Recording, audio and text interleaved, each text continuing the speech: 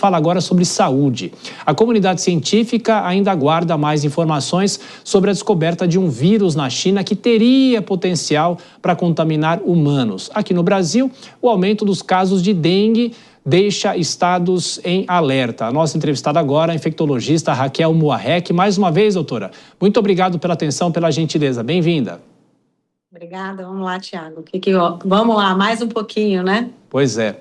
Doutora, eu queria começar, claro, falando sobre essa informação que chega da China. Inclusive, a gente teve até uma discussão aqui na nossa redação se valeria ou não discutir um assunto como esse, que é claro, acaba provocando algum tipo de alarde, porque a memória da pandemia está muito recente na memória de todos nós. Mas eu pergunto para a senhora, inclusive houve uma publicação na revista Nature, de que forma é possível a gente olhar isso com cautela, mas precisamos orientar e prestar serviço para as pessoas que nos acompanham. Doutora? Olha, Tiago, é sempre importante nós termos a análise genética e a análise geral de como está a presença de vírus, né, para a gente evitar novas pandemias. Então, o intuito de você ter um trabalho científico que foi realizado agora em Wuhan para pesquisar a presença, né, desse novo coronavírus que tem uma semelhança na sua recepção da entrada, que pode levar numa entrada no ser humano. Então, assim, é importante a gente ter ciência e ter o seu controle, o seu cuidado, não achando que isso já vai levar a uma pandemia ou levar a um quadro geral. Isso chama-se monitoramento genético dos vírus. Isso é para nos ajudar a correr e andar mais rápido quando a gente tiver alguma frente de algum vírus potenciador para quadros respiratórios na população. Doutora, claro que lendo ainda de uma forma preliminar as informações que chegam, é que a identificação se deu também em Wuhan, que foi a cidade na China em que há toda essa discussão sobre o surgimento da Covid-19. E o que há o indicativo é de que existe a possibilidade desse vírus contaminar humanos, mas talvez não tão fácil, não de uma forma tão fácil como a Covid-19. De que forma a gente pode tentar fazer algum tipo de comparação e, a partir de agora, depois dessa descoberta, quais são os passos para se evitar, obviamente, algo mais grave? A gente vai acompanhar vamos dizer, o caminho desse vírus, né? Ele foi encontrado em morcego, tem outras aves, tem a frequência de como ele se comporta. Ele é interessante, né? O nome dele é o HKU5CoV2, né? Um nome grande, né? E horrível de a gente ficar falando toda hora, mas é um vírus, né? Que ele tem para entrada para quadro nas pessoas ou nos próprios animais, é um receptor semelhante ao receptor humano. O motivo do alarde é que esse receptor, que é uma enzima angiotensina conversora, que é da mesma forma que foi o Covid que levou em 2020 o quadro geral da pandemia. Então, esse é importante, então é um vírus que teve a sua modificação e a sua entrada, ela podendo entrar num ser humano de uma forma rápida e precoce. O que tem que ser monitorado?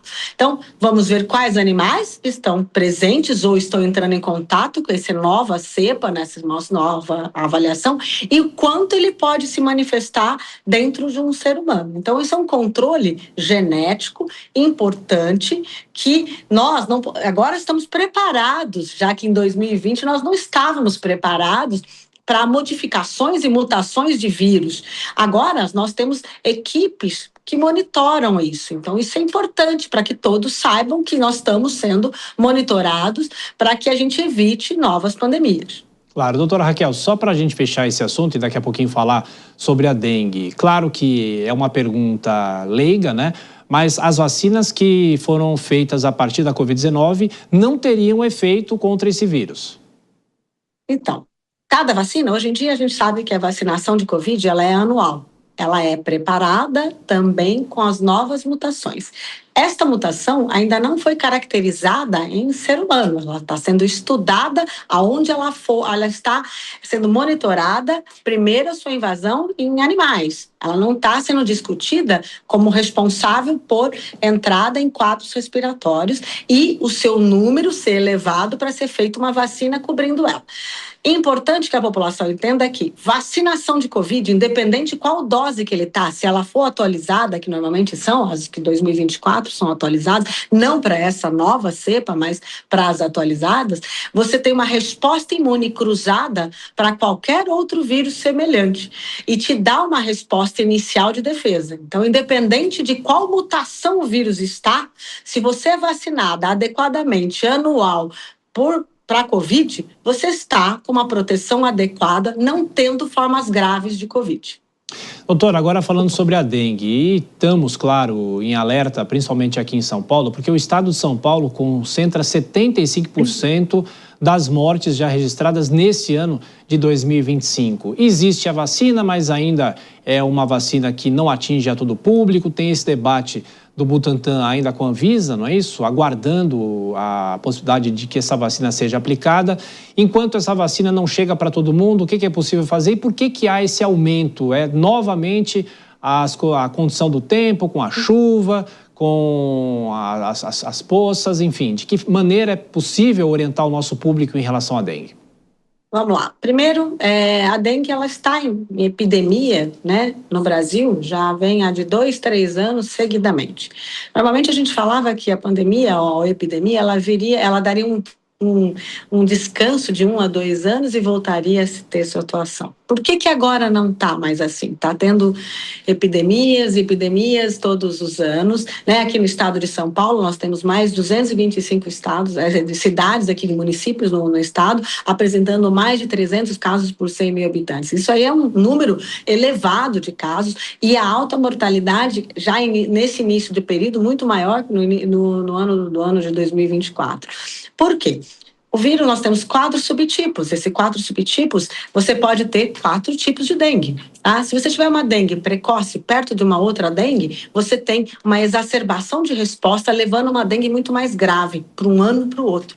Então, as pessoas que estão pegando dengue, e o vírus está circulando, não só um tipo 1, um tipo 2, tipo 3, os 4 subtipos ao mesmo tempo, então não está dando um respiro para o sistema imune e apresentando um novo quadro nesse período. Então, isso é grave. Realmente, nós temos que ter uma vacinação, que nem você disse, o Butantan está esperando a liberação da Anvisa para aumentar a sua produção, que já começou a produção da vacina do Butantan, que se chama Butantan DV, é uma vacina em dose única que pega os 4 subtipos. É a única vacina que foi feita com condições brasileiras e está sendo produzida já, aguardando uma liberação geral. Para quê? Toda a população tem que ser vacinada, ou no mínimo acima de 90% da população, para a gente diminuir o risco de dengue dentro de um lugar, ou dentro de um estado, ou dentro de um município, pelo menos. Se não tiver esse grau de vacinação, nós não temos. O ano passado entrou a vacina, né, do laboratório Takeda, que é a Qdenga, ela foi colocada, mas não tínhamos muitas doses, ela entrou pela população de maior risco, que era de 10 a 14 anos. Mas é uma vacina liberada de 4 a 60 anos. Clínicas particulares têm, essa vacina ainda tem, e ela é dada em 2 doses, 0 e 90 dias. E, doutora, só mais uma questão. Existe um alerta para nível de epidemia. Esse é o termo que estão usando para falar sobre a dengue, principalmente aqui em São Paulo. O que seria esse alerta? Por que a gente faz esse alerta? Ou seja, já há um número grande de casos, existe toda uma estatística para se classificar como epidemia e até o que nós vivemos, pandemia? Sim, já é um alerta de que você tem um maior risco de dengues mais graves. Então, até para ter o município ter uma condição de trabalhar frente a esses casos, até criar as suas tendas de atuação, até um investimento contra os criadores de maior intensidade, que isso é importante, entender que o mosquito ou o ovo fica lá, a hora que você tem chuva, ele eclode. Normalmente esse ovo fica viável há quase um ano lá. Então ele está parado, vamos dizer, do ano passado, aí vem a chuva este ano, ele eclode e voltamos a ter maior número de casos naquela região. Então chuvas, tá? E sem ter atuação rápida nos criadouros, você tem um aumento muito grande deste vírus e muito grande dos casos de dengue naquela região. Então, o modo de você pôr alerta nos municípios é para que todos intervenham e todos tenham ciência de como a gente diminui o risco, porque é um vírus que está dentro do mosquito e esse mosquito pica o ser humano. Ele não tem transmissão interhumana, mas tem do mosquito para o humano. E essa pessoa, ele ainda tem o vírus circulando dele. A hora que ele é picado por um outro mosquito, esse mosquito vai transmitir para outras pessoas. Então, existe uma transmissão grande nesse período. Então, o alerta estamos tendo muito caso, tem muitos óbitos ainda que estão em avaliação, então o número de óbitos não é o que está se passando ainda hoje, provavelmente vai ter um momento de número, porque tem mais de 200 casos de óbito no estado ainda em aguardo de definição diagnóstica etiológica. Então, ainda é muito grave, né? A gente precisa ter uma vacinação maior e um investimento de buscas de criadouros para que a gente diminua realmente o número desses mosquitos nas regiões. Doutora Raquel Moarec, infectologista, muito obrigado pela gentileza mais uma vez, voltaremos sempre a nos falar. Um bom fim de semana, até a próxima, doutora. Obrigada, Thiago, obrigada a todos.